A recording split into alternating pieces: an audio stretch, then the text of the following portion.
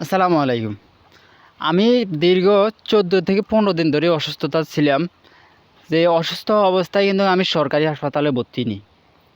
তো আমার অসুস্থতার এই টাইমে কিন্তু আমার পাটা পুরা প্লাস্টার করা ছিল। প্লাস্টার করাতে হয়েছে কারণ এই পা পুরাটাই অবশ হয়ে গেছে।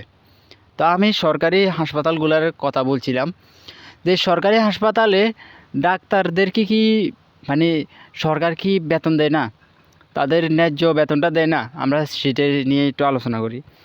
দেখেন বড় বড় ডাক্তারগুলা কিন্তু ওই যে বেসরকারি যে এই হাসপাতালগুলো আছে ইবনেসিয়া অন্যান্য নানান নাম আছে সেই সরকারি বেসরকারি মানে ইয়ার কথা এটা হাসপাতালগুলোর কথা বলি।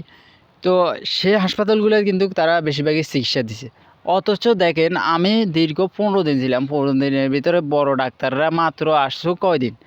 সে যে ১৫ দিন আগে যে প্লাস্টার করাই গেছে আমার পাটা, মানে সেই ইবনেসিয়ার থেকে প্লাস্টার করিয়ে আনছি আমি আমার পাটা। তো সেখান থেকে যে আইলাম, এ ১৫ দিনের ভিতরে তাদের কোনো চিকিৎসা পাই নাই। পাইছি শুধু কাদের চিকিৎসা? এই যে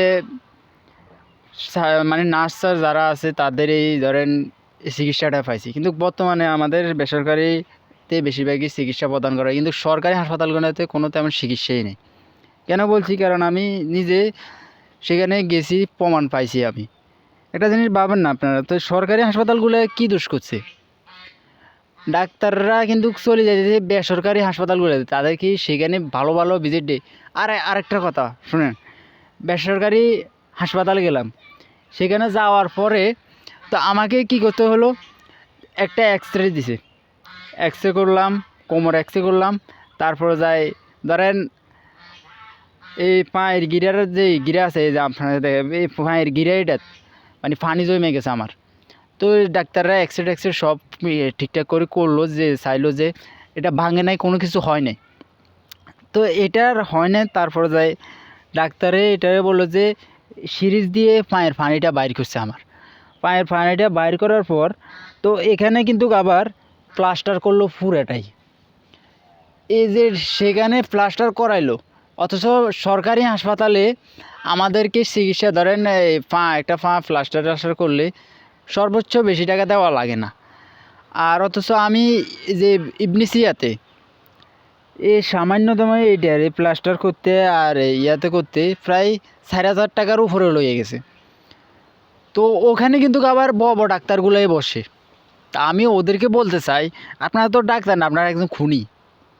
কেন বলছি এই কথা? আপনারা আপনাদের কি সরকারে কি টাকা দেয় না? সরকারের যদি টাকা না দেয় আপনারা এমন তাইলে আপনারা সরকারি গেলে যান কি জন্য? সরকারি হাসপাতালগুলোতে যান কেন? ওখানে যান ভালো কথা, যাই মানে সপ্তাহে একদিন চেহারা দেখা, এটাই সেম। আমি ভাই দেখছি, আমি কেন এটা এই কথা বলতাম না, আমার এসব কথা নিয়ে আলোচনা করার কোনো ইয়ে নেই। আমি দীর্ঘ এতটা দিন আমি এই জায়গায় ছিলাম, আমি সঠিক চিকিৎসা পাইনি। তো তারপরও আমি প্রায় ১৫ থেকে ১৬ দিন শুধু এই সরকারিটাতে কাটাই দিছি।